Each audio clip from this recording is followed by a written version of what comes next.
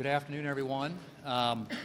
Every day that the Democrats keep the government shut down is creating more and worse consequences for the American people.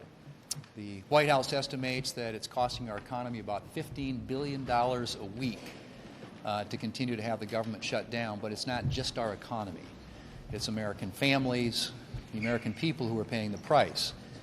The program funding for the WIC program, Women's, Infant, and Children program, was about set to expire. I think the White House is trying to figure out a way to move resources around to be able to keep that program up and funded.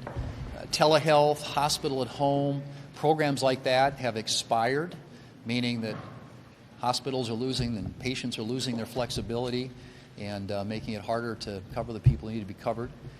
And then, of course, the this week paychecks start being affected for federal workers, and that is going to have real consequences for them and their families as well. So this shutdown continues to create more and more problems, and the Democrats are going to get another chance. They've already voted 5 different times now to keep the government shut down and against opening up the government, which we have from our colleagues in the House, a clean funding resolution, which is nonpartisan, something that 13 previous occasions during the Democrats' majority here in the Senate and the Biden presidency, almost all Democrats voted for, all 13 times. This is a fairly routine thing that happens down here, happens around here on a regular basis. So instead, what they've tried to do is hijack this to get $1.5 trillion in new spending. And that's just, there's no universe in which that's going anywhere around here. This is a very simple and straightforward proposition.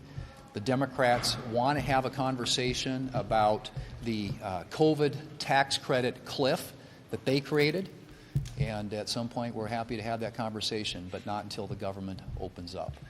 Again, the consequences for the American people are very real, and this just has to stop, and it could stop today. We have the bill in front of us. It's in the Senate.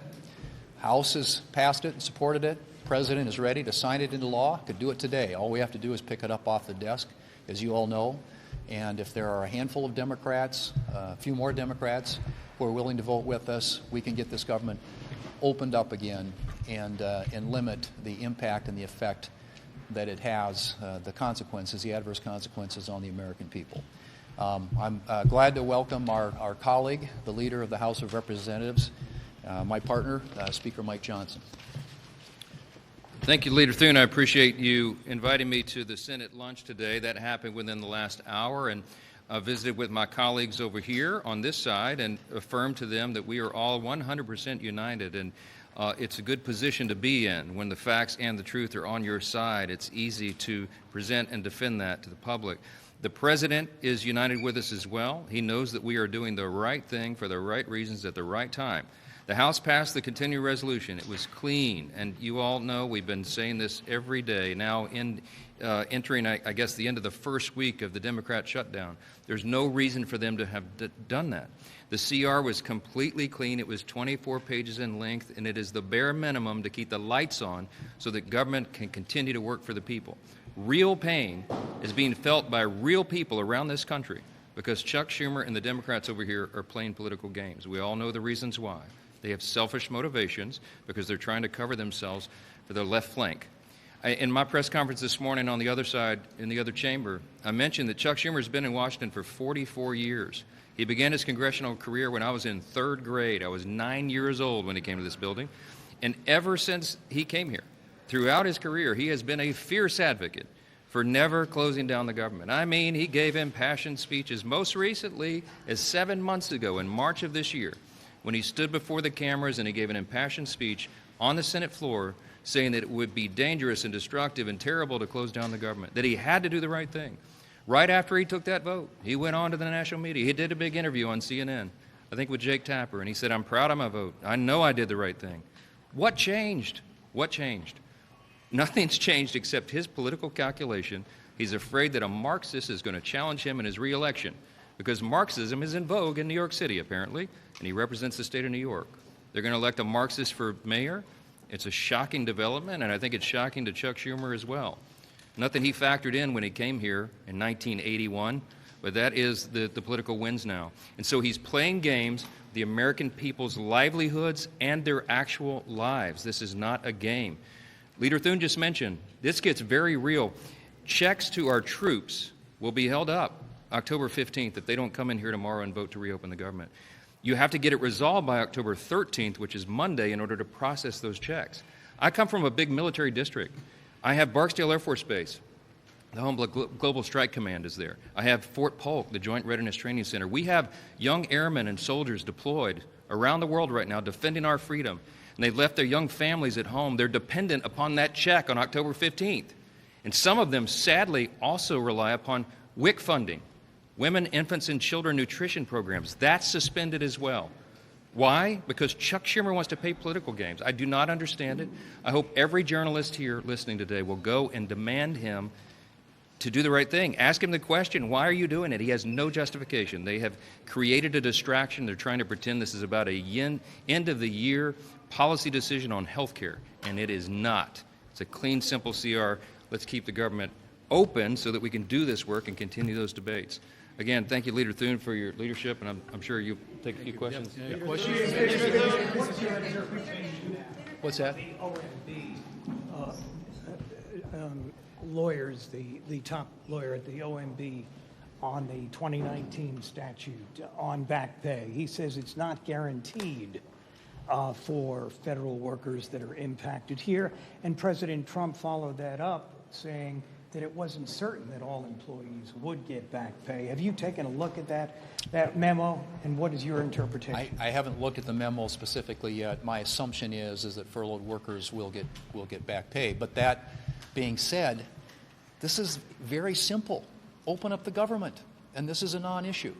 We don't have to have this conversation. Everybody gets paid when the government is open. The Democrats can do it by delivering a handful of votes this afternoon. We could go in there and we could open up this government. The President's ready to sign it into law, as the Speaker pointed out.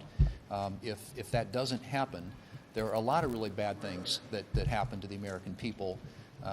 And there are going to be a lot of people who aren't going to be getting paychecks. And you know, he mentioned our troops. That is something that becomes a reality starting next week. Speaker Johnson. Your strategy over the weekend was to convince these 5 Democrats to suddenly vote. That strategy appears to have failed. You voted Friday. You had failed votes last night. Why weren't you able to convince them to change their position? I think there are a lot of Democrats who are being bludgeoned by their political left, and because they desperately want to pick a fight with this president.